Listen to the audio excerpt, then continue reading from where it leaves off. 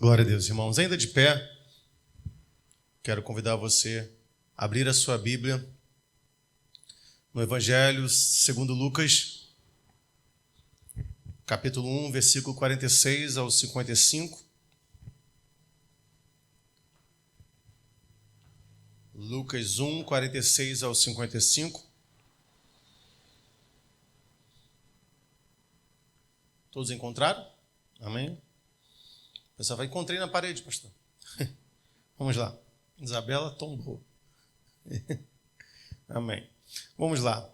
Disse então Maria, isso: a minha alma engrandece ao Senhor, e o meu espírito se alegra em Deus, meu Salvador, porque atentou na baixeza de sua serva, pois eis que desde agora todas as gerações me chamarão bem-aventurada, porque me fez grandes coisas o poderoso, e santo é o seu nome. E a sua misericórdia é de geração em geração sobre os que o temem. Com o seu braço agiu valorosamente, dissipou os soberbos no pensamento de seus corações. Depois dos tronos os poderosos, e elevou os humildes. Encheu de bens os famintos, e despediu vazios os ricos. Auxiliou a Israel, seu servo, recordando-se da sua misericórdia, como falou a nossos pais, para com Abraão e a sua posteridade para sempre. Amém? Vamos orar? Senhor Jesus, nosso Deus, nós já te adoramos, Pai, nós te bendizemos o teu santo e poderoso nome. Senhor, no momento, Pai, aqui da exposição da sua palavra, Deus, eu te peço que o Senhor nos conduza, Pai, aos valores inefáveis que a tua palavra tem para as nossas vidas. Não há nada de mais valioso a nós do que a tua palavra. Pai, em nome de Jesus, derruba, Senhor, em mim tudo aquilo, Senhor, que possa servir de tropeço para o entendimento do teu povo. Fala conosco, Deus. Me sustenta, Deus, no momento da ministração da tua palavra, em nome de Jesus. Amém e amém. Você pode sentar. Como diriam os pastores antigos, tome seu assento. Amém.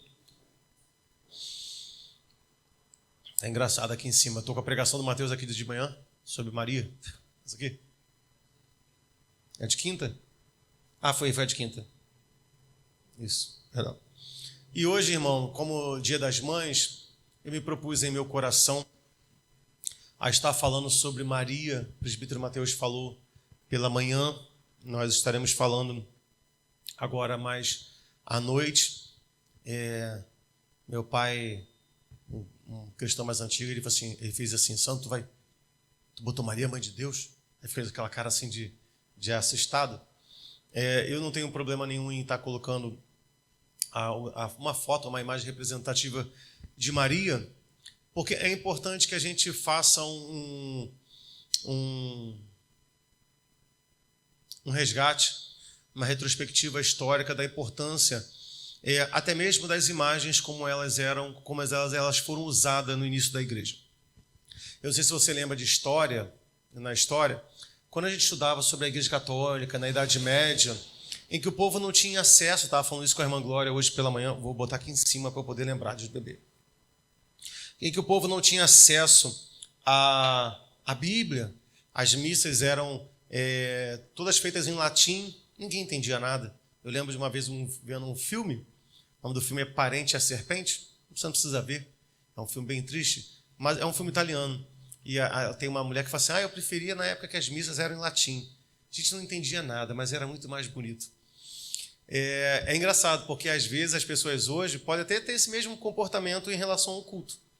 Às vezes um culto onde as pessoas falam em língua estranha do início até o final, e a pessoa fala: nossa, esse culto foi bonito. Mas eles falaram o quê? Não sei, não entendi nada. Não está em latim, mas o apóstolo Paulo vai dizer: olha, é melhor às vezes dizer poucas palavras com entendimento do que muitas sem entendimento nenhum.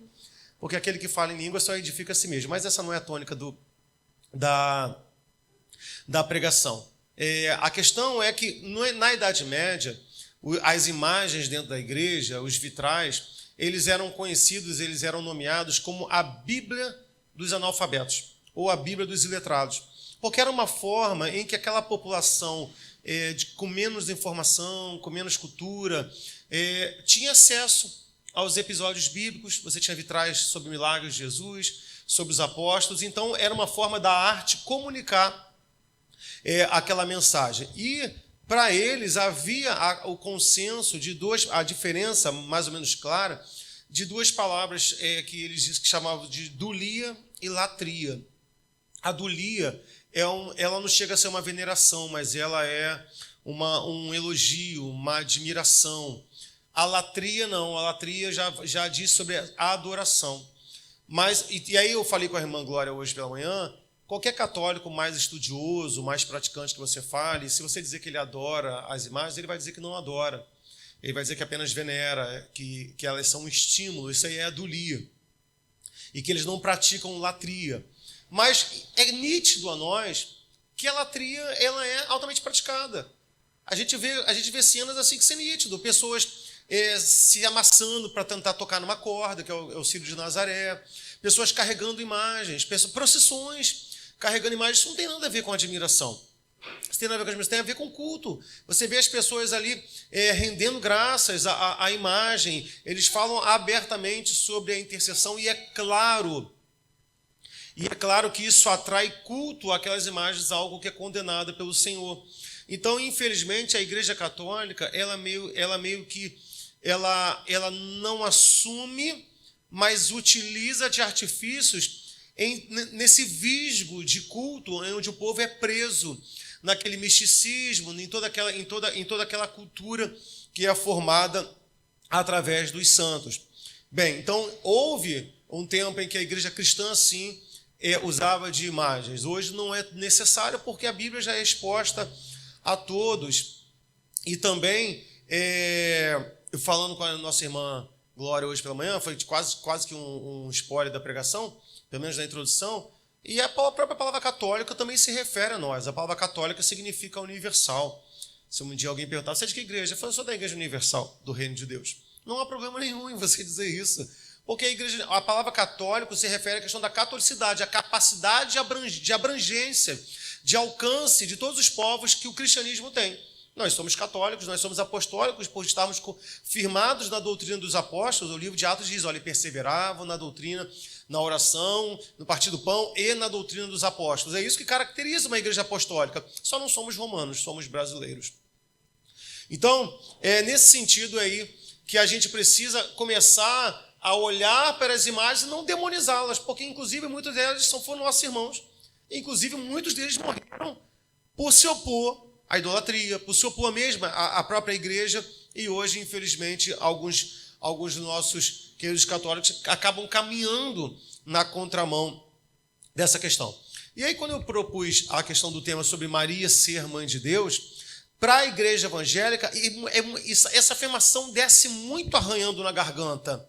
Muitos evangélicos têm dificuldade de afirmar que Maria é mãe de Deus, porque isso traria uma divindade para Maria. E muitos cristãos evangélicos já querem se referir a ela apenas como mãe do Cristo e não mãe de Deus. Irmãos, a gente hoje, nós temos a Bíblia. A gente falava isso lá no seminário. Eu falava muito, eu falei, gente, como é que deve ter sido na época em que não existia a Bíblia? Porque por muito tempo a Bíblia não existiu. Existia uma carta dos apóstolos. Carta voando para lá, carta voando para cá, mas não existia a compilação da Bíblia. Um livro fechado como nós temos hoje. E aí houve o concílio para fechar o cânon. Quando a gente estuda isso na história da igreja, é muito interessante, é muito rico. Você acompanhar mesmo de longe que eu digo o tempo, todo aquele processo do fechamento do cânon. O cânon é a Bíblia, né? O que eles usaram para definir o que era inspirado, o que não era inspirado. Você consegue imaginar isso, irmão? Sabe, muitos bispos, muitos pastores analisando várias cartas, vários textos, e ali tentando olhar e falar, não, isso aqui é de palavra de Deus, não, isso aqui não é palavra de Deus. O presbítero Mateus pregou aqui numa quinta-feira sobre os livros apócrifos. A gente acha que livros apócrifos são só aqueles que tem na Bíblia Católica, são imensos livros apócrifos. São muitos livros escritos que não entraram na Bíblia. Hoje nós temos a Bíblia, a gente deveria valorizar mais a Bíblia. Deveríamos valorizar mais a Bíblia. E isso também em frente a irmãos nossos, por exemplo, no Oriente Médio, que sequer tem uma Bíblia para ler. Que talvez possam perder a sua vida por ler a Bíblia.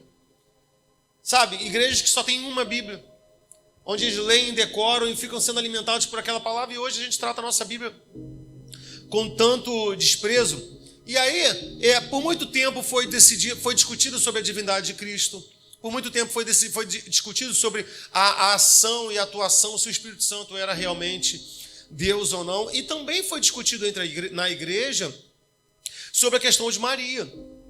No ano de 431 depois de Cristo, no concílio de Éfeso, que o bispo Alexandre, ele usou o termo para Maria, uma palavra grega, são duas palavras que formam uma chamada Theotokos, porque Theo é Deus, e Tokos é referente àquela que dá a luz. Então Maria foi foi usada a palavra Theotokos para Maria como aquela que dá a luz. Essa pregação foi muito combatida na igreja. Não, ela não é mãe de Deus. E aí um grande combatente dessa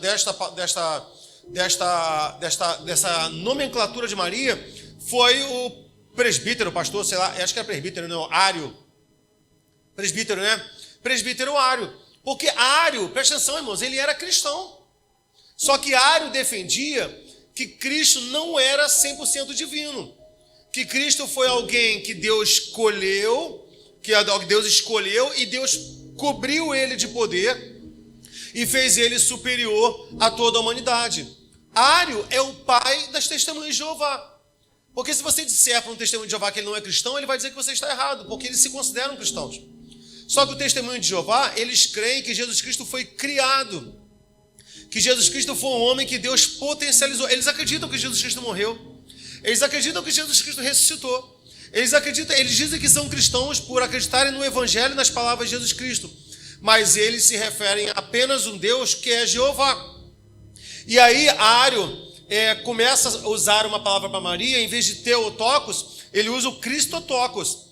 Ele quer dizer que não, Maria não é mãe de Deus, Maria é apenas mãe de Cristo. E nenhum crente quer dizer que é testemunho de Jeová, porque nós não na igreja cristã protestante não considera os testemunhos de Jeová uma igreja cristã. Eles são uma seita, porque nós divergimos em muitos pontos elementares a respeito da palavra de Deus. Mas quando eu me refiro a Maria apenas como mãe do Cristo e não mãe de Deus, eu acabo abraçando essa teoria de Ário, de dizer que Maria foi mãe do Cristo e não mãe de Deus. E eu me assemelho aos testemunhos de Jeová. É engraçado, né? Às vezes a gente encontrar contradições que a gente não achava que tinha. Pô, até agora eu nem sabia que eu achava que isso era tipo os testemunhos de Jeová. Então, é claro que Ário é condenado pela igreja, isso é colocado como uma heresia, e é definido sim que Maria era mãe de Deus. E a questão, irmão, é que se nós acreditamos que Maria não é mãe de Deus, nós vamos entender que Jesus Cristo, houve algum momento no ventre de Maria que Jesus Cristo não era Deus. Na igreja primitiva, quando eles se referiam a Maria como mãe de Deus, essa afirmação não era referente a Maria, mas era referente a Cristo. A afirmação queria dizer, não, o menino que esteve dentro de Maria era Deus. Só que com o tempo essa frase ganha uma outra conotação. E em vez de se referir a Jesus como divino, acaba trazendo divindade a Maria. E não é. A afirmação Maria, mãe de Deus, ou Theotokos, quer dizer que Maria em seu ventre, sim, carregou Jesus Cristo. A gente não pode achar que Jesus Cristo ou era homem ou era Deus, entende? Ou então que Jesus Cristo era tipo um ser esquizofrênico, tipo o Henrique Cristo, um Henrique Cristo da vida, que veio da casa do meu pai, né? Que o cara um dia acha que é o apóstolo Paulo, outro dia ele acha que é Jesus Cristo, e ele é cheio de contradições. Então, afirmar que Maria é mãe de Deus não é se referir a Maria como se ela trouxesse luz à divindade de Jesus Cristo. Colossenses 1, 13, 17 vai dizer: o qual nos tirou da potestade das trevas e nos transportou para o reino do Filho do seu amor, em quem temos a redenção pelo seu sangue, a saber, a remissão dos pecados, o qual é a imagem do Deus invisível, o primogênito de toda a criação, porque nele foram criados, a gente canta essa música aqui muito na igreja, né? Porque nele foram criadas todas as coisas que há nos céus e na terra, visíveis e invisíveis, sejam tronos, dominações, principados, potestades, tudo foi criado por ele, e ele é antes de todas as coisas, e todas as coisas subsistem por ele. Veja, Jesus Cristo já existia como Deus muito antes de entrar no ventre de Maria. João 1, de 1 a 14, vai dizer: no princípio era o verbo estava com Deus, e o verbo era Deus. Todas as coisas foram feitas por ele, e sem ele nada do que foi feito se fez. Nele estava a vida, e a vida era a luz dos homens. Houve um homem, e a luz resplandece nas trevas, e as trevas não compreenderam. Houve um homem enviado de Deus, cujo nome era João. Este veio para ser testemunho, para testificar-se da luz, para que todos crescem por ele. Não era ele a luz, mas para que se testificasse da luz. Ali estava a luz verdadeira, que ilumina todo homem que vem ao mundo. Estava no mundo, e o mundo foi feito por ele, e o mundo não o conheceu. Veio para o que era seu, e os seus não receberam, mas todos quantos receberam, Deus deu-lhe o poder de serem feitos filhos de Deus, os quais não nasceram do sangue, nem da vontade da carne, nem da vontade do homem, mas de Deus. E o verbo se fez carne e habitou entre nós, e vimos a sua glória como a glória do unigênito do Pai, cheio de graça e de verdade. Então, isso aqui a gente já define. Maria foi mãe de Deus. Ele já era Deus. Ele já era Deus. E não foi simplesmente porque passou pelo ventre de Maria que ele deixou de ser Deus. Agora, houve algo que aconteceu com Jesus Cristo, quando Jesus Cristo desce à terra, quando esse verbo, que o verbo é a palavra, e Jesus Cristo é a palavra, quando esse verbo se faz carne. Maria, ela não gera importância para a divindade de Cristo, porque ele já era Deus. Mas Maria dá sentido ao esvaziamento da glória de Jesus Cristo. E talvez isso desça arranhando na garganta dos nossos irmãos, dos nossos queridos católicos, nossos irmãos em Cristo. Porque é em Maria que Jesus Cristo começa a se esvaziar. Quando ele vem habitar no nosso meio para se esvaziar, a porta desse esvaziamento chama-se Maria.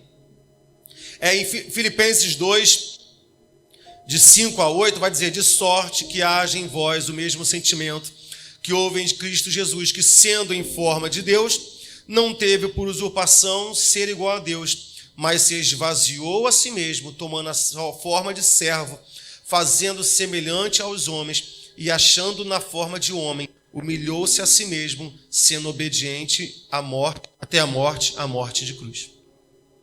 Então veja, Maria não agrega divindade a Cristo. O que Maria agrega a Jesus Cristo? O que agrega a ele? Humanidade. O que é isso? É o que nós lemos em João. O verbo se fazendo carne. E como é que o verbo se fez carne? Se esvaziando, se tornando servo, sendo como um de nós. Isso aí sim começa o Maria.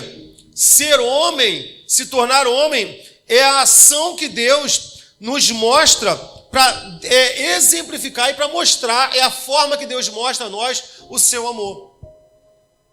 Compreende? Hebreus 2, do 14 ao 18.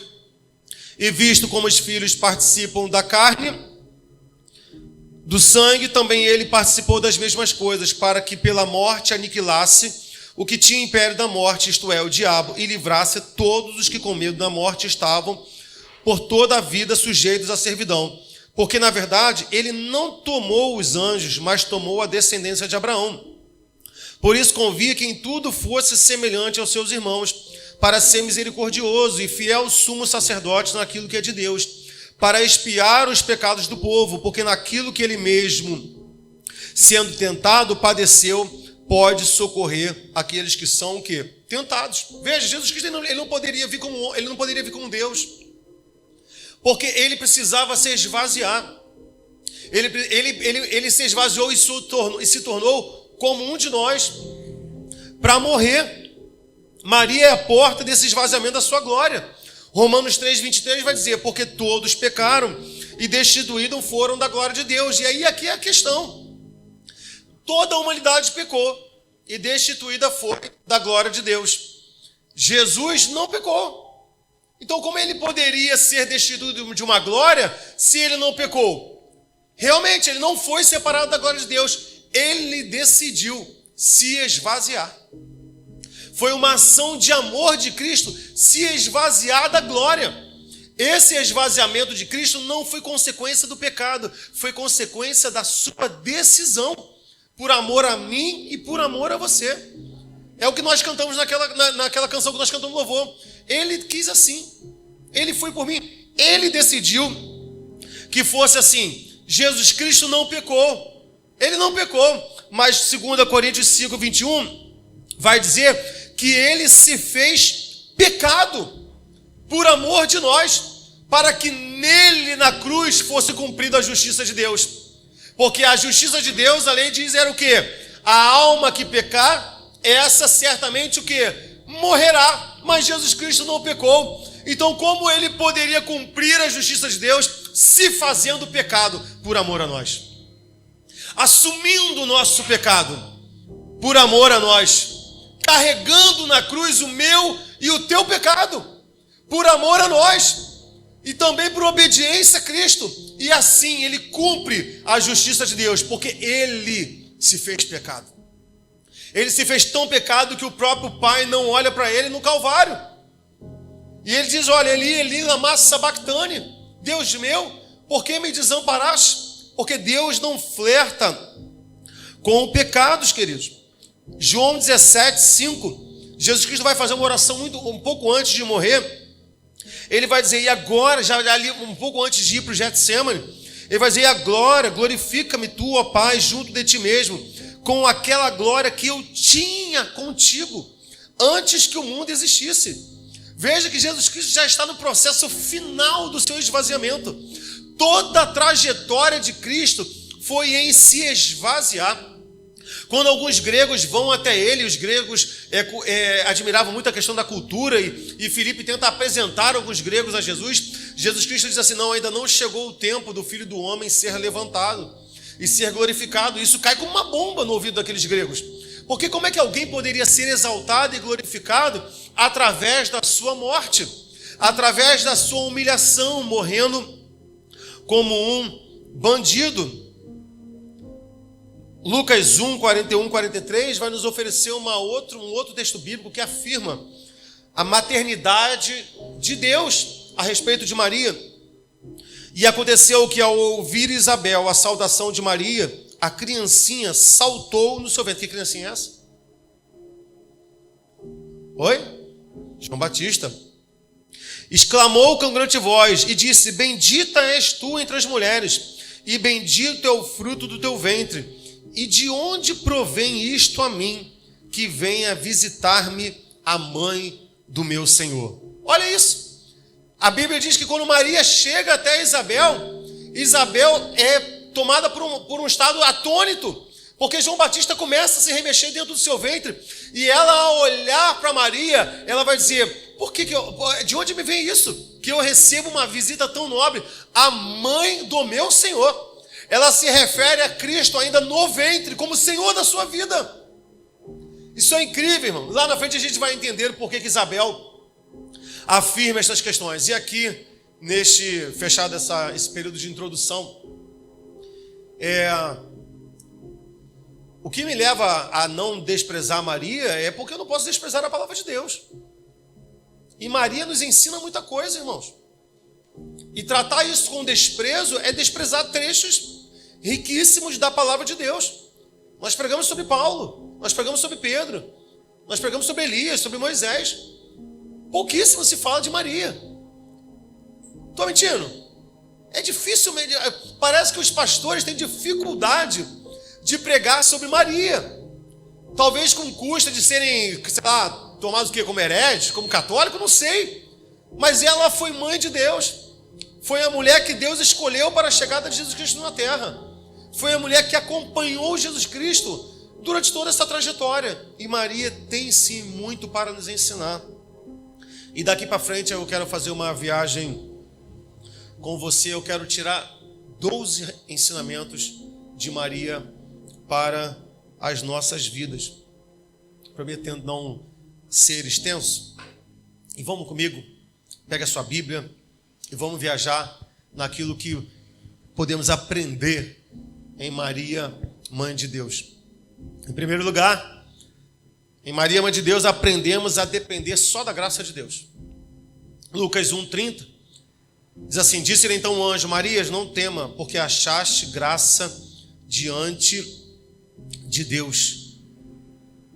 Ela achou graça. O primeiro acesso dela com essa mensagem foi que ela achou graça diante de Deus. Mateus 1:18-20 vai dizer: ora, o nascimento de Jesus Cristo foi assim. Estando Maria, sua mãe, desposada com José, antes de se ajuntarem, achou-se ter concebido do Espírito Santo.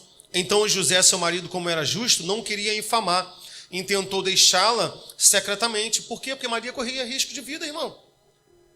Mulheres que adulteravam, mulheres que praticavam fornicação eram punidas com a morte. Mas Maria assume isso. E projetando isto em seu sonho, apareceu um anjo ao Senhor dizendo: José, filho de Davi, não temas receber a Maria, tua mulher, porque o que nela está gerado é do Espírito Santo. Veja que Maria, você acha que ela era alheia? O anjo diz: olha, Maria, não temas. O que você vai receber, você achou graça diante do Senhor. Talvez qualquer outra menina fale: não, eu não quero isso não. Eu ainda não estive com meu marido. Se as pessoas descobrirem que eu estou grávida, eu vou ser apedrejada. Eu vou ser executada.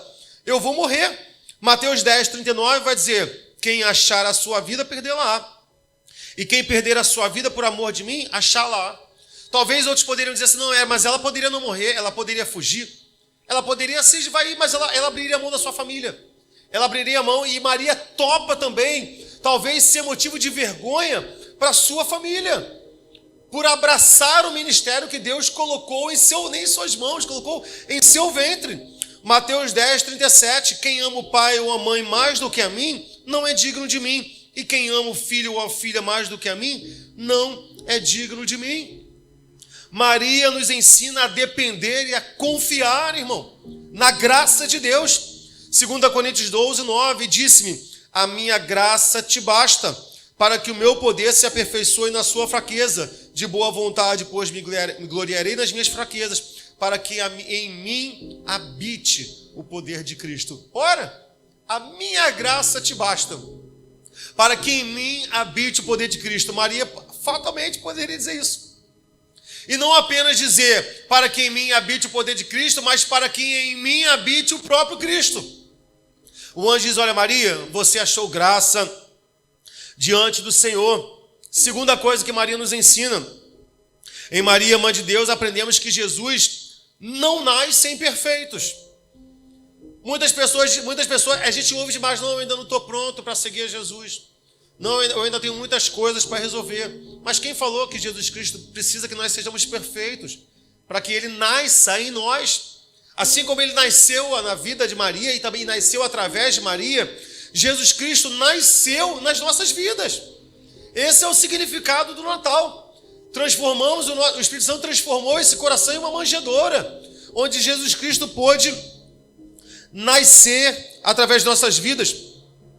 Lucas 1:27-30. A uma virgem desposada com um homem cujo nome era José, da casa de Davi. O nome da virgem era Maria.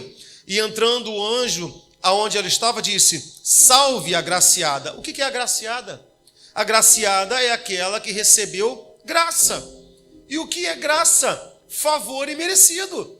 Maria, o anjo está dizendo: olha só, salve, agraciada. Tu não merecia isso, mas tu está recebendo um presente da parte de Deus. Jesus Cristo não escolhe perfeitos.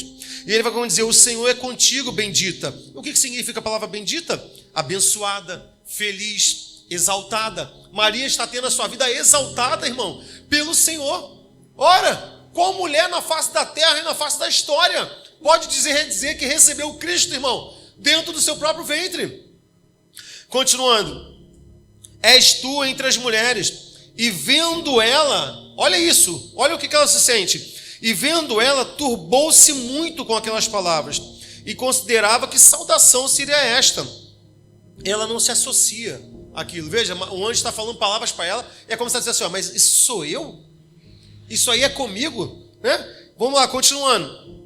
Disse-lhe então o anjo, Maria, não temas, porque achaste graça diante de Deus. Algumas pessoas acham que esse achaste graça diante de Deus dá a entender que Deus achou graça em Maria, mas não. Ela achou graça diante de Deus.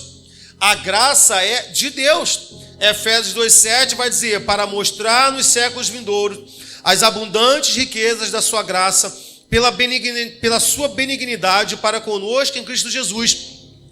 Porque pela graça sois salvos mediante a fé. Isso não vem de vós, é dom de Deus. Não vem de obras para que ninguém se glorie, porque somos feitura sua, criados em Cristo, em Jesus, para as boas obras, as quais Deus preparou para que andássemos nelas. Veja, a graça e vem pela fé, isso não vem de vós, não vem de nós, é dom de Deus. Maria achou graça em Deus, não veio das obras. Maria não tinha motivo para se gloriar, porque o motivo dela ter sido escolhida não veio também por causa das suas obras, apesar dela ser uma mulher piedosa, mas foi exclusivamente pela graça de Deus, através da sua vida que ela encontrou em Deus. Em terceiro lugar, em Maria, Mãe de Deus, aprendemos que sem o Espírito Santo nada é possível. Nada é possível sem o Espírito Santo. Eu gosto muito daquela canção, cantamos poucos aqui, mas eu gosto muito, que diz, Santo Espírito, és bem-vindo aqui. A presença do Espírito Santo é vital para as nossas vidas. Jesus Cristo andou na condução do Espírito Santo o tempo inteiro. E nós não podemos negar a nossa dependência do Espírito Santo. Lucas 1, 32 ao 37. Este será grande e será chamado Filho do Altíssimo. E o Senhor Deus lhe dará o trono de Davi, seu pai, e reinará eternamente na casa de Jacó, e o seu reino não terá fim. E disse Maria ao anjo, como se fará isto, visto que não conheço homem algum? E respondendo o anjo, disse-lhe, descerá sobre ti o Espírito Santo, e a virtude do Altíssimo te cobrirá com a sua sombra. Por isso também o santo que de ti há de nascer será chamado Filho de Deus. E eis que também Isabel, tua prima, concebeu um filho em sua velhice. E é este o 6º mês para aquela que era chamada estéril, porque para Deus nada é impossível. Veja que Maria está dizendo assim, mas como é que vai ser isso? Eu nunca deitei com um homem. Qual é a resposta de um anjo a Maria? Descerá sobre ti o Espírito Santo. Às vezes nós estamos vivendo em momentos que existem coisas que são impossíveis a nós. O que nós precisamos crer é que o Espírito Santo, ele já está em nós. Em Pentecostes, o Espírito Santo desce e habita juntamente com a sua igreja. Tudo é possível para o Espírito Santo, meu irmão. Tudo é impossível para o Espírito Santo. Em quarto lugar, em Maria, Mãe de Deus, aprendemos que não há ministério em Jesus sem o Espírito Santo. Um grande erro de muitas igrejas é extinguir o Espírito Santo. A Bíblia diz, olha, não extingais o Espírito. Não façam isso. Todo ministério é dependente do Espírito Santo. Se o Espírito Santo não estiver aqui, isso aqui não tem sentido. Nós nem desejaremos a volta do Senhor Jesus Cristo. Não cantaremos Maranata, a hora vem, Senhor Jesus Cristo. Por que nós cantamos Maranata, a hora vem? Maranata, a hora vem. O que é que gera esse desejo de estar com Jesus Cristo? O Espírito Santo. A Bíblia diz que o Espírito e a noiva dizem vem. A noiva só pode dizer vem, só consegue dizer vem, quando esse Espírito clama dentro de nós. A Bíblia diz que Jesus subiu ao céu e não nos deixou órfãos e deu o seu Espírito como penhor, garantia do seu retorno, irmão.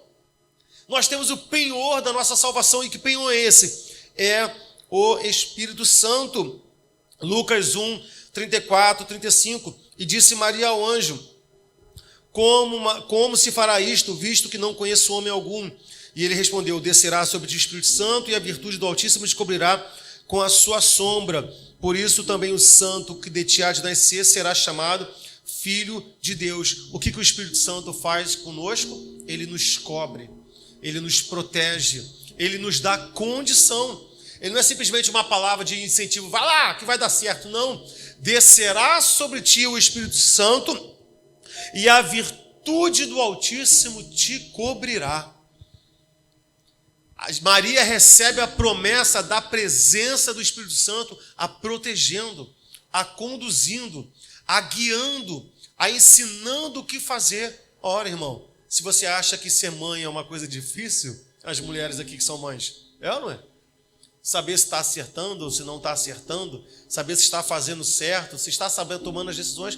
Você imagina ser mãe do Filho de Deus.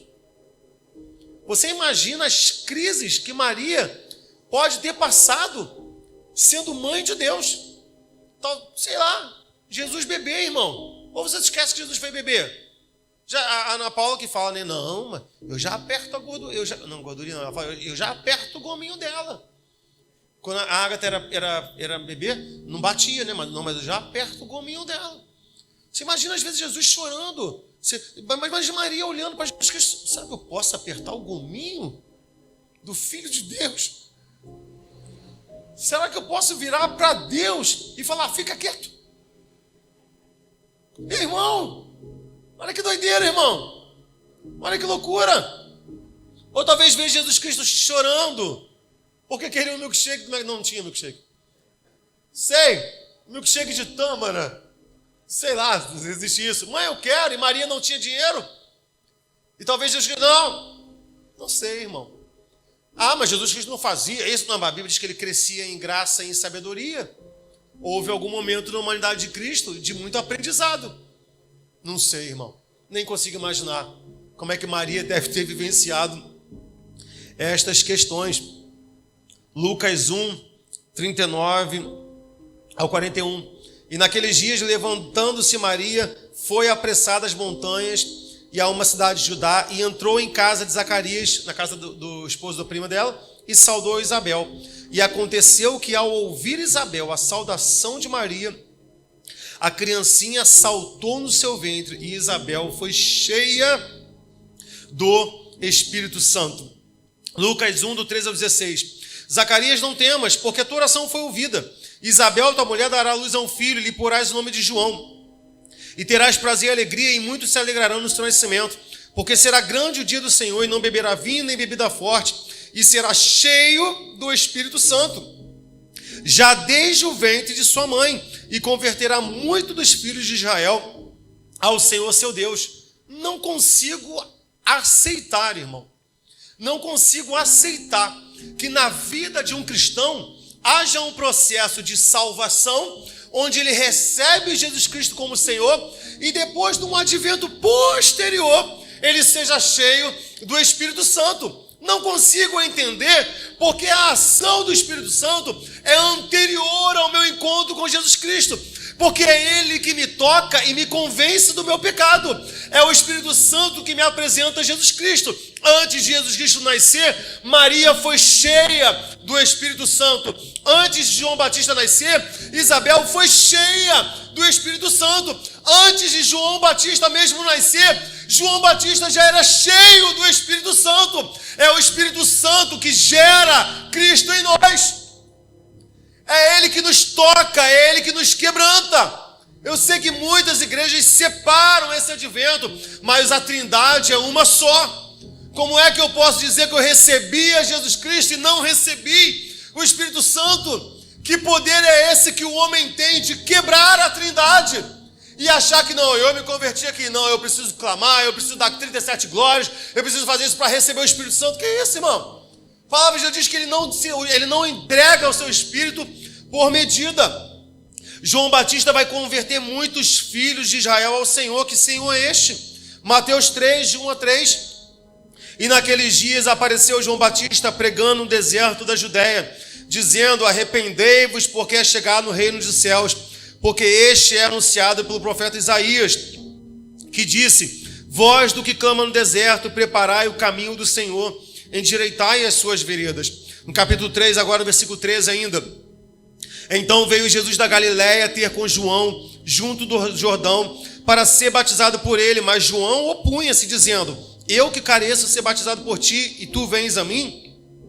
Jesus, porém, respondendo, disse-lhe: deixa por agora, porque assim nos convém cumprir toda a justiça. Então ele o permitiu. E sendo Jesus batizado, saiu logo da água, e eis que lhe se abriram os céus, e viu o Espírito de Deus descendo como pomba, vindo sobre ele. E eis que uma voz dos céus dizia: este é o meu Filho amado, em quem me comprazo. Veja, João Batista está cheio do Espírito Santo, preparando o caminho de quem? De Jesus Cristo. Quem é que prepara o caminho para a chegada de Jesus Cristo aos nossos corações? O Espírito Santo. Jesus Cristo até aqui ainda não tinha começado o seu ministério. Jesus Cristo vai até o Rio Jordão, ser batizado por João Batista. E quem vai até Jesus Cristo? O Espírito Santo. E lá no batismo de Jesus Cristo, o Espírito Santo traz a voz do Pai dizendo: este é o meu Filho, em quem muito me comprazo. Nós somos marcados pela presença do Espírito Santo em nós. Quem é que testifica para o mundo que nós somos filhos de Deus? O Espírito Santo. A Bíblia diz: andai em espírito e não cumprireis os desejos da carne. Quem é que nos torna diferente? Quem é que nos torna semelhantes a Jesus Cristo? É o Espírito Santo, irmão. Somente depois de Pentecostes que os apóstolos e os cristãos são chamados de cristãos. Nós guardamos a palavra de Jesus Cristo no coração? Sim, mas quem é que nos dá poder para não cumprir aos desejos da carne? O Espírito Santo. Se eu achar que eu posso receber a Jesus Cristo e sua palavra, e somente depois do Espírito Santo, eu vou confessar que é o início da minha caminhada, será uma caminhada de fracasso. Porque é o Espírito Santo que me capacita, é o Espírito Santo que desce sobre mim cheio de poder, para que eu cumpra a palavra de Deus, porque sem o Espírito Santo jamais conseguiríamos. Jamais conseguiríamos. Jesus Cristo entregou a sua palavra e ele diz: olha, eu vou enviar um outro Consolador. Ele sabia que os apóstolos não conseguiriam por si só. E tanto não conseguiriam, que ele diz o que para os seus apóstolos? Não façam nada. Eu vou para o Pai. Não façam nada. Fiquem quietos. Fiquem em Jerusalém, até que do alto sejam revestidos de poder.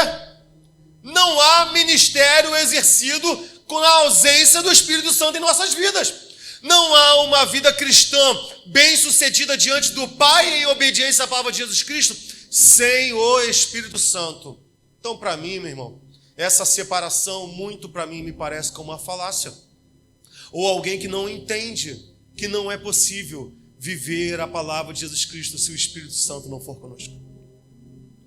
Em quinto lugar, em Maria, Mãe de Deus, aprendemos que sempre deve haver louvor nos nossos lábios. Esse encontro de Maria com Isabel é muito legal.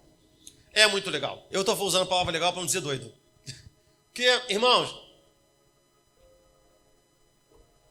vamos lá. Lucas 1, 41, 49.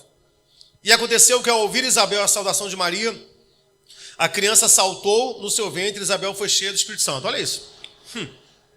Não sei como é que é esse ser cheio do Espírito Santo. Vou fazer uma coisa meio caricata aqui, né, dos nossos irmãos pentecostais, mas eu imagino que foi assim. Maria chega na casa de Isabel. E aí Maria fala assim: oi, Isabel. Deus também não diz que saudação é essa. Se é oi, paz do Senhor, como é que você vai? Na hora que Maria sauda Isabel, Isabel é cheia do Espírito Santo. Né? No meio pentecostal, a pessoa faria assim, né? Começaria a chorar, não sei. Não sei o que Isabel fez, mas a Bíblia diz que ela é cheia do Espírito Santo. Não sei se ela treme, não sei se ela chora. Não, mas diz, ela grita. Ela grita com Maria. Ela vai dizer: e exclamou com grande voz: tu és bendita entre as mulheres, e bendito o fruto do teu ventre. De onde me provém isto a mim que venha visitar minha mãe do meu Senhor? Pois eis que ao chegar aos meus ouvidos a voz da tua saudação, a criancinha saltou de alegria no meu ventre. Isabel ouve a voz de Jesus Cristo? Não. Isabel ouve a voz de quem? De Maria. Mas Maria portava Jesus Cristo dentro dela. E ela diz que ao ouvir a sua voz, João Batista salta dentro dela. Quando nós pregamos o Evangelho de Jesus Cristo, que está dentro de nós, é a nossa voz, sim. Mas quando o pecador, quando a sua família, quando os seus amigos, quando os seus colegas de trabalho ouvem a palavra de Jesus Cristo através da sua voz, algo acontece dentro deles, mas não é por causa da nossa voz, é por causa daquele que nós carregamos dentro de nós.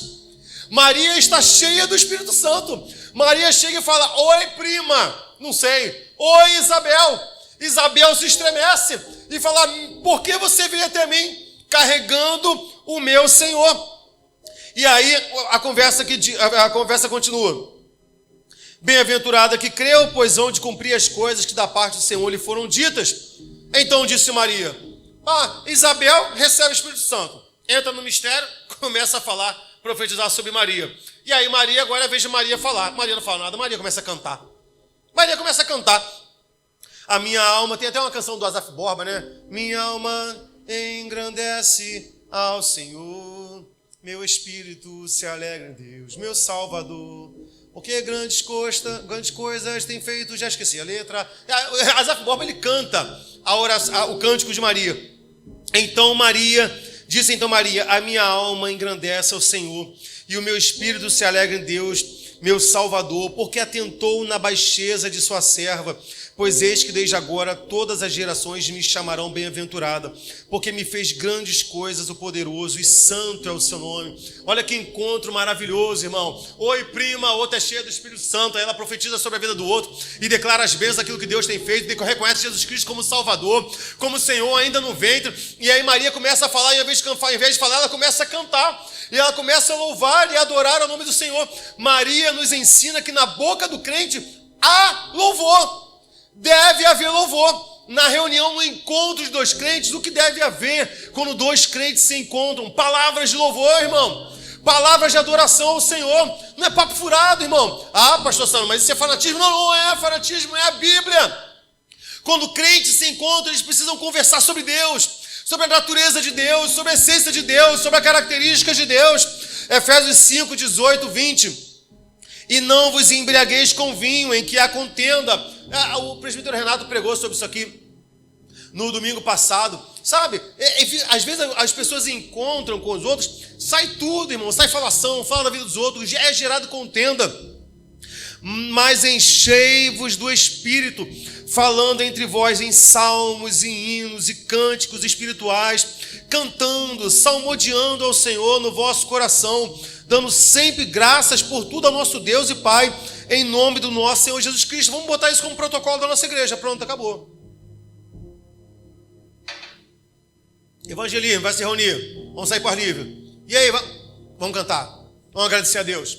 Vamos louvar. Vai fazer o café da manhã para os pessoal de rua. Vamos cantar. Vamos louvar o Senhor. Vai fazer a janta do pessoal de rua. Vamos cantar. Vamos louvar o Senhor. Vai se reunir para fazer faxina na igreja. Vamos cantar. Vamos louvar o Senhor. Vai se juntar na casa, vai visitar uma casa de uma irmã porque está enfermo. Vamos cantar. Vamos louvar o Senhor. É isso aqui, ó, o protocolo de dois crentes conversando. Salmos, hinos, cânticos espirituais, salmos ao Senhor no coração, ações de graça, tudo isso em nome de Jesus Cristo. Isso aqui que é um papo de crente. Isso aqui é conversa de crente. Isso aqui é conversa de uma igreja que é sadia. Fora isso aqui, só há contenda. Fora disso aqui, só tem problema. Em sexto lugar, em Maria, Mãe de Deus, aprendemos o que guardar no coração. Lucas 2, 15 e 19 diz: e aconteceu que, ausentando-se deles os anjos para o céu, disseram os pastores uns aos outros: vamos, pois, até Belém e vejamos isto que aconteceu e o que o Senhor nos fez saber. E foram apressadamente e acharam Maria e José e o menino deitado na manjedoura. E vendo, divulgaram a palavra que acerca do menino lhes fora dito. E todos que a ouviram se maravilharam do que os pastores lhes diziam. Mas Maria guardava todas estas coisas, conferindo-a em seu coração. Maria estava com muita promessa de Deus acumulada no ouvido, irmão. Maria ouviu o anjo falar.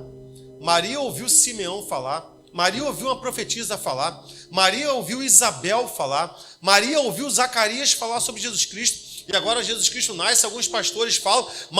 A sua mente está um turbilhão, irmão. Sua mente está um turbilhão. É muita gente falando sobre Jesus Cristo. E essa criança nasce. Pronto, essa criança nasceu. E Maria vê aqueles fatos acontecendo. O que a Bíblia vai dizer? Maria guardava tudo e conferia em seu coração. Tudo que Jesus Cristo nos fala, tudo aquilo que Deus nos oferece pela sua palavra, o que nós fazemos, irmão? Agimos como guardiões da promessa de Deus e confere lá dentro do coração, trazendo a memória, Jesus Cristo me falou aquilo, está acontecendo agora. E isso gera louvor dentro de mim. Olha, aquela palavra, ela não deixa nada se perder. Parece que Maria está com checklist dentro da sua mente. Aqui está acontecendo. Olha a testificação do que Deus está fazendo. Provérbios 4, do 20 ao 27. Filho meu, atenta para as minhas palavras, as minhas razões, inclina o teu ouvido, não as deixe apartar-se dos teus olhos, guarda-as no íntimo do teu coração, porque são vida para os que as acham e saúde para todo o seu corpo. Sobre tudo que deve guardar, guarda o teu coração. Quantas pessoas às vezes pecam diante do Senhor por não guardarem as promessas do Senhor. Deus fala algo com ele, ele não espera, ele murmura.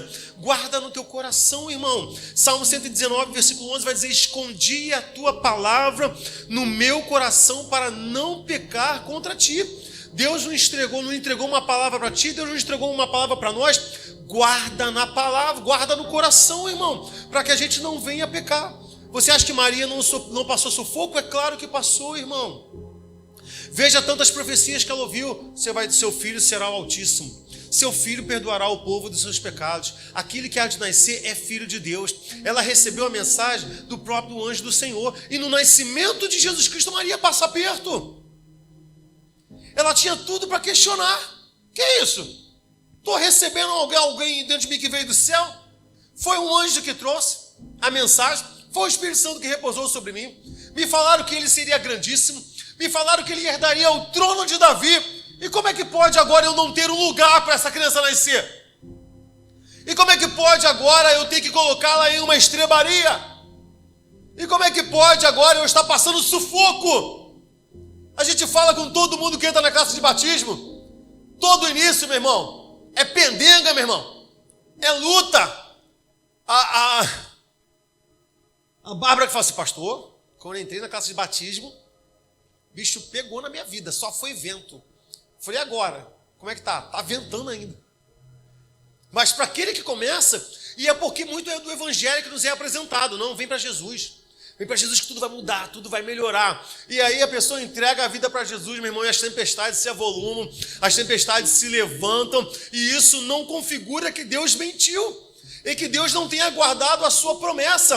Ele nos deu a sua palavra. Ele vai dizer: não se turbe o vosso coração, crede em Deus, crede também em mim. Na casa do meu pai há muitas moradas. Quantos crentes no nosso meio, por causa de uma tribulação, por causa de um problema, questionam o Senhor, questionam a salvação, questionam-se a Deus. Deus vai lá e toma um filho. Deus vai lá e recolhe um filho. Deus permite que alguém morra. Por que Deus está fazendo isso? Por que Deus permitiu? Será que Deus me ama? Não se turbe o vosso coração. No mundo tu terás aflição. Creia em Deus. Creia também em mim. Por quê? Porque na casa do meu pai há muitas moradas. Se não fosse assim, eu não te diria. Se ele falou, é porque há. Porque ele vela pela sua palavra para fazê-la cumprir. Maria passou dificuldade, passou muita complicação. Mas tudo ela foi guardando no seu coração. E ela foi testificando cada coisa que ia acontecendo em sua vida. Em sétimo lugar, em Maria, mãe de Deus, aprendemos que a riqueza do Evangelho é ter Jesus. A riqueza do Evangelho é ter Jesus. Pastor, qual foi a primeira... Eu descobri estudando... Olha, eu vou te falar que eu comecei essa pregação bem preconceituosa. Então, vou confessar. Eu falei assim: vou fazer essa pregação que deve ser rapidinho, vou tirar alguns ensinamentos de Maria. E quando eu fui lendo, as coisas foram assim, tipo com água que vai jorrando da fonte, que não para.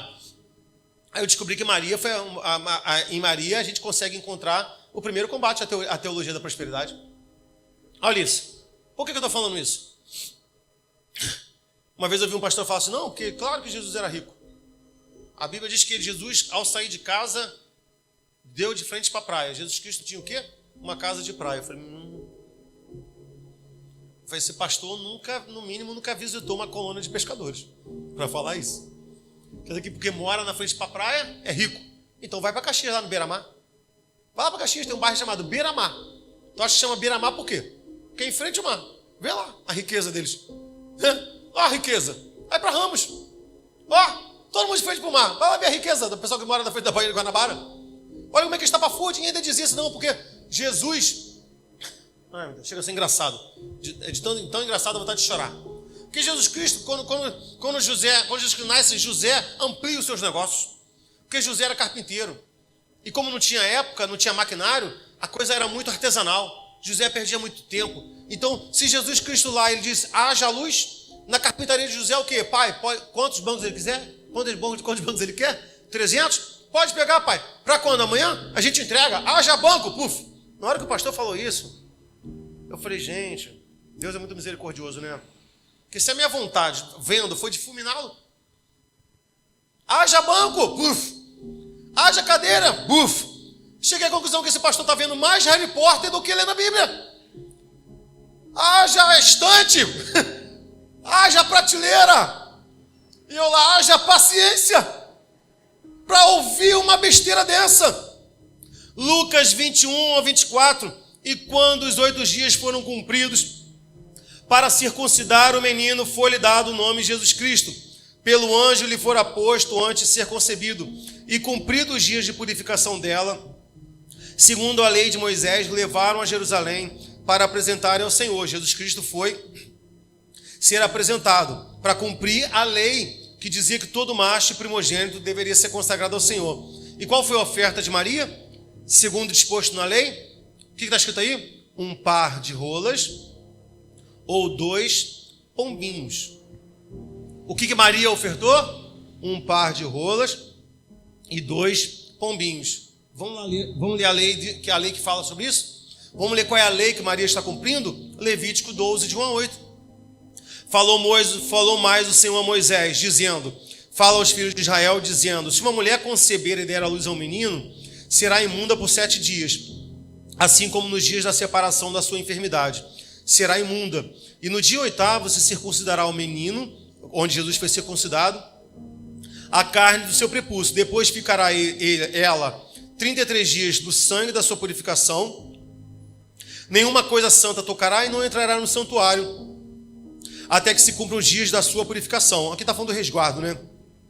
Mas se der à luz uma menina, será imunda 2 semanas. Meu Deus. Mas na sua separação, depois ficará 66 dias para purificar. Aí o resguardo de menina é maior, hein? E quando forem cumpridos os dias da purificação por filho ou por filha, olha isso, qual é a oferta? Trará um cordeiro de 1 ano por holocausto e um pombinho ou uma rola para expiação do pecado. Diante da porta da tenda será limpa do fluxo do seu sangue. Esta é a lei, de que der à luz um menino ou menina. Agora, qual é a oferta? Qual é a oferta no momento da apresentação das crianças? Cordeiro, pombinha ou rolinha. O que Maria entrega? Pomba e rolinha. Agora Moisés vai dizer, Deus a Moisés, mas se em sua mão não houver recursos para um cordeiro, então tomarás 2 rolinhas ou 2 pombinhos. Qual é a oferta de Maria? A oferta de quem não tem dinheiro. Deus é bem claro, se não tiver dinheiro para comprar um cordeiro, traga pombo e traga rolinha. Qual é a oferta de Maria, irmão? Pomba e rolinha. Levítico 14, 21, 22. Porém, se for pobre e em sua mão não houver recursos, para tanto tomará um cordeiro para expiação da oferta em cada movimento. Para fazer expiação ele, a dízima de flor de farinha amassada com azeite. Aí Maria entrega a oferta do pobre. Em 8º lugar, em Maria, Mãe de Deus, aprendemos que não devemos interferir nos propósitos divinos. Eu não tenho que ficar questionando. Eu não tenho que ficar exigindo. Eu não tenho que ficar decretando. Eu não tenho que ficar determinando. Tenho não, irmão. João 2, 3, 5, Maria vai chegar a Jesus, acabou o vinho.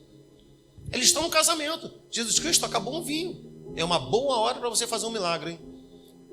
Eu já vi orando, Senhor, eu já vi oração assim, Senhor, olha o seu povo aí, é um bom momento para o Senhor operar. Mas está ensinando para Deus agora? Ele está ensinando para Deus. Mas até que Deus fala assim, rapaz, tu não me fala, nem me ligo, hein? Obrigado, hein? Obrigado, hein? Isso é tão claro que nós não devemos nos meter nos propósitos divinos, que quando Jesus Cristo chega para o profeta a respeito do vale de ossos secos, ele fala assim: por acaso poderia eu levantar esses ossos e fazer dele um grande exército? O que aquele homem diz? Não sei, tu sabes. Tu sabes, eu não tenho nada a ver com isso. Tu sabes, Senhor. Maria chega para Jesus e fala: Jesus, acabou o vinho. Qual é a resposta de Jesus para Maria? Mulher, o que eu tenho a ver contigo? O que tu tens comigo? Ainda não é chegada a minha hora. Acabou. Maria submissamente entende isso e se retira. Jesus fala: mulher, o que tenho eu contigo? E aí depois Maria vai dizer: olha, façam tudo o que ele vos disser. Não se intrometa nos propósitos divinos. É o que Deus falar, é o que Deus decretar. Em nono lugar, em Maria, mãe de Deus, aprendemos que os assuntos de Deus são mais importantes para os nossos filhos. É incrível como é que até hoje a gente fala como é que tem pai e mãe que não entende isso. Ele levanta para ler a Bíblia, o filho fica com o celular ligado, sentado no banco. Ele está orando, o filho está com o celular sentado no banco. Ele não acorda cedo para trazer o filho para a escola dominical. Ele não traz o filho para aprender as coisas do Senhor, porque ele acha que isso é banal, que ele acha que vai vir com naturalidade. Lucas 2, 41. Ora, todos os anos iam seus pais a Jerusalém à festa da Páscoa, e tendo ele já 12 anos, subiram a Jerusalém, segundo o costume do dia de festa. E regressando eles, terminado aqueles dias, ficou o menino em Jesus em Jerusalém, e não soube José e nem sua mãe, deram mole aqui em perder o filho. Pensando, porém, eles que viria da companhia pelo caminho, andaram o caminho de um dia, procuraram entre os parentes e conhecidos, e como não o encontrassem, voltaram em Jerusalém em busca deles. E aconteceu que, passado 3 dias, ou seja, Jesus Cristo já está perdido do seu pai e da mãe 4 dias, o acharam no templo, assentando no meio dos doutores, ouvindo e interrogando-os. E todos admirados pela inteligência das respostas de Jesus. E quando o viram, maravilharam-se, e disse-lhe sua mãe: filho, por que fizeste assim conosco? Eis que teu pai e eu estávamos te procurando, ansiosos. E Jesus lhe respondeu: por que me procuram? Não sabe que me vem tratar dos negócios do meu pai? Como é que será que José ouviu isso, hein, irmão? Jesus já está com 12 anos. José já está com ele 12 anos, cuidando do garoto. E Jesus Cristo falou assim: estou cuidando das coisas do meu pai. José ouviu isso aí em silêncio, irmão. E eles não compreenderam as palavras que Jesus dizia. E desceu com eles e foi para Nazaré. E era-lhes sujeito. E sua mãe guardava tudo no seu coração. Maria só quieta ali, ó, percebendo tudo o que estava acontecendo. E olha como é que é essa incrível, como é que a partir daqui da adolescência de Jesus Cristo, Maria e José já começam a entender a posição deles diante de Jesus. Irmão, você que está ouvindo pela internet, você que vai ouvir depois, você que está aqui, aquela história de pede a mãe que o filho obedece, não dá não, irmão. Dá não, irmão. Porque quando Jesus responde para Maria: estou cuidando das coisas do meu pai, e eles não entendem, o texto vai dizer que a partir de agora, Maria e José começam a se sujeitar a Jesus. Jesus só tem 12 anos. Eles já começam a olhar para ele como o Senhor das suas vidas. Ele fala assim: esse aí é filho de Deus. Vamos acelerar. Em Maria, mãe de Deus, aprendemos como ser família de Jesus. Mateus 12, 46 e 50. E falando ele ainda à multidão, eis que estavam fora sua mãe e seus irmãos, pretendendo falar-lhe, e disse-lhe alguém: eis que estão ali fora teu pai e tua mãe e teus irmãos, que querem falar-te. Ele, porém, respondendo, disse ao que falara: quem é minha mãe? Lá no templo, José ouve: ei, está me procurando por quê? Estou cuidando das coisas do meu pai. José engole aquilo, irmão. E agora quem é engole? Maria. Alguém chega para Jesus e fala assim: Jesus, está lá fora Maria e os teus irmãos te procurando. Jesus Cristo fala: quem é minha mãe? Está na reta final do seu propósito. Quem é minha mãe? Quem são meus irmãos? E estendendo a sua mão para os seus discípulos, ele diz assim: ó, eis aí meus irmãos, minhas irmãs e minha mãe, porque qualquer que faz a vontade do meu Pai que está nos céus, este é meu irmão, minha irmã e minha mãe. Todos aí, ó. Hoje nós somos irmãos de Jesus Cristo. Somos co-herdeiros com ele. Somos família de Jesus Cristo. É isso que a vida de Maria nos ensina. na sua submissão de não... Você percebe que Maria nunca tem resposta para Jesus, porque ela ouve e compreende. Em 11º lugar, penúltimo lugar, em Maria, mãe de Deus, aprendemos a odiar as coisas deste mundo. Gênesis 3,15: farei que haja inimizade entre você e a mulher, e entre a sua descendência e o descendente dela, e ela lhe ferirá a cabeça e você lhe ferirá. Ele lhe ferirá a cabeça e você lhe ferirá o calcanhar. Que mulher é essa? Essa mulher é Maria. Gálatas 4,4: mas vindo à plenitude dos tempos, Deus enviou seu filho, nascido de mulher, sob a lei. 1 João 5,19: sabemos que somos filhos de Deus e que o mundo inteiro está sob o controle de quem, meu irmão? Do maligno. 1 João 2,15-17: não ameis o mundo, nem o que o mundo há. Se alguém ama o mundo, o amor do Pai não está nele. Porque tudo que há no mundo é concupiscência da carne, concupiscência dos olhos e soberba da vida. Não é do Pai, mas do mundo. E o mundo passa em seus desejos, mas aquele que faz a vontade de Deus permanece para sempre. E lá em Gênesis, Deus diz: olha, eu vou botar a inimizade entre você e a mulher. Vocês serão inimigos. A vida de Maria nos ensina a odiar as coisas do mundo, a odiar os desígnios de Satanás. Quando nós cumprimos os mandamentos de Jesus Cristo, quando nós amamos a Deus. E em último lugar, meu irmão, para despedir você, que já está olhando para mim assim: pastor, está demorando. Em Maria, mãe de Deus, aprendemos que Jesus jamais desampara a quem o recebeu. Ele jamais desampara. João 19, 26, 27. Ora, Jesus, vendo ali sua mãe, e que o discípulo a quem ele amava estava presente, disse à sua mãe: mulher, eis aí o teu filho. Depois disse ao discípulo: eis aí a tua mãe. E desde aquela hora o discípulo a recebeu em sua casa. José aqui, os historiadores vão dizer que José já está morto, porque o texto já não mais relata a presença de José na crucificação, mas Maria está ali. Maria está ali vendo Jesus Cristo morto na cruz. E naquela cruz, Jesus ama Maria. E ele olha, veja isso, irmão. Ele vira para João e diz assim: João, essa aí é sua mãe. E vira para Maria: Maria, esse aí agora é seu filho. Ele vai cuidar de você. E o texto vai dizer que depois daquilo, João recebe Maria em casa para cuidar de Maria. Maria que um dia entregou a sua vida a Jesus Cristo e o recebeu. Jesus jamais desampara aquele que um dia recebeu dentro de si. João 14, 18 ao 23. Não vos deixarei órfãos, voltarei para vós. Ainda um pouco o mundo não me verá mais, mas vós me vereis, porque eu vivo e vós vivereis. Naquele dia conhecerei que estou em meu Pai e vós em mim, e eu em vós. Aquele que tem os meus mandamentos e os guarda, este é o que me ama, e aquele que me ama será amado do meu Pai, e eu o amarei e me manifestarei a ele. Disse Judas, não é o que traiu: Senhor, de onde vem que hás de manifestar a nós e não ao mundo?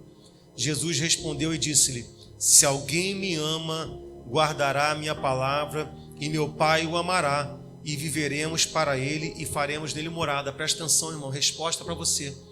Muitas pessoas lá fora vão dizer assim: mas por que só os crentes vão para o céu? Por que só os cristãos vão para o céu? A gente estava vendo um filme, né? Aquele filme Linda de Morrer, onde aparece um montão de gente, de várias religiões, todo mundo indo para o céu. E Jesus Cristo vai dizer: olha, eu não vou deixar vocês órfãos, eu vou voltar. Vocês um dia me receberam, eu não vou abandonar vocês. Essa palavra é para nós, irmão. Nós não estamos órfãos. Jesus Cristo lançou uma promessa: ele vai voltar. E Judas vai dizer: Senhor, mas como é que a gente pode saber como é que você vai separar? Para quem que você vai voltar? Como é que vai fazer essa diferença? A Bíblia diz, ele responde: se alguém me ama, ele guarda a minha palavra, e o meu Pai o amará, e viveremos para ele e faremos nele morada.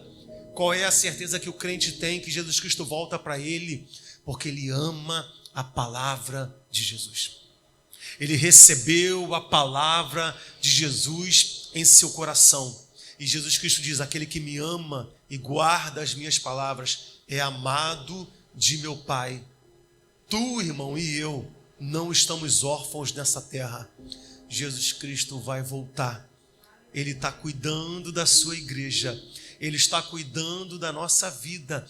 E Ele vai cuidar da nossa eternidade. Assim como Ele providenciou uma casa para Maria junto com João, há casas celestiais para mim e para você. Há um gozo celestial para mim e para você. Nós não estamos órfãos nessa terra.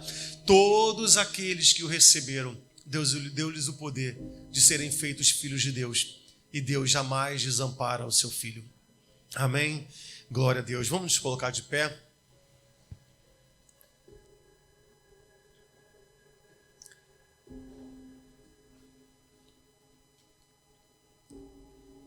Que nesse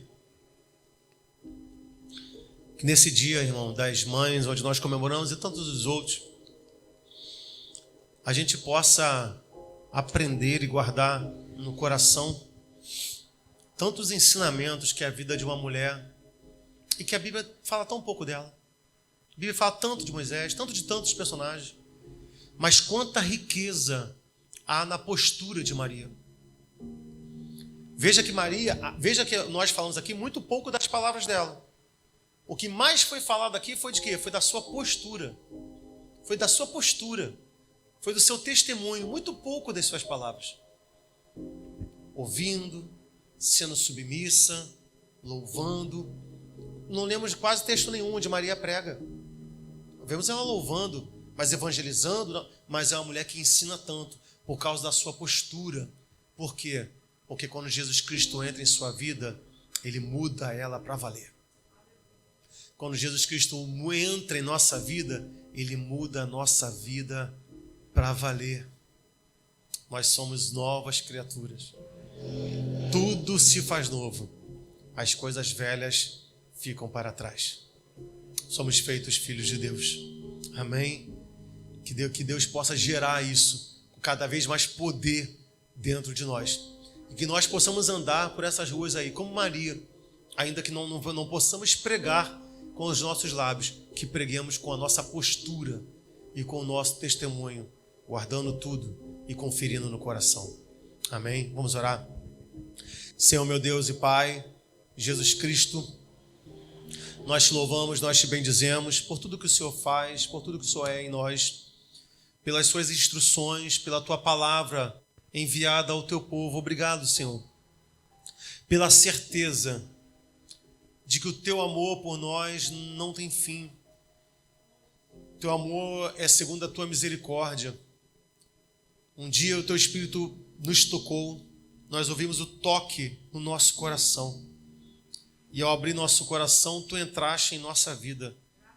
E hoje, como eu falei aqui pela manhã, tu és o nosso companheiro.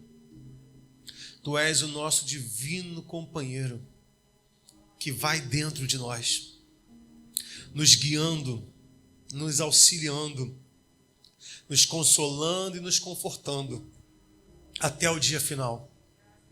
Pai, dá-nos condição,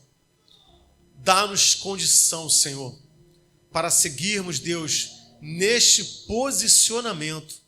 Sabemos que nós estamos vivendo dias maus e turbulentos, mas o nosso coração está firme e confiante no Senhor, porque tu vela pela tua palavra para fazê-la cumprir. Obrigado por esta noite. Eu te louvo e te agradeço pela vida de cada irmão meu que esteve aqui nesta noite ouvindo a tua palavra, que podemos estar cultuando a ti em comunhão. Deus, dá-nos uma semana abençoada, dá-nos, Senhor, experiências e oportunidades de testemunharmos a tua graça e a tua palavra com o nosso proceder. Em nome de Jesus. Amém e amém.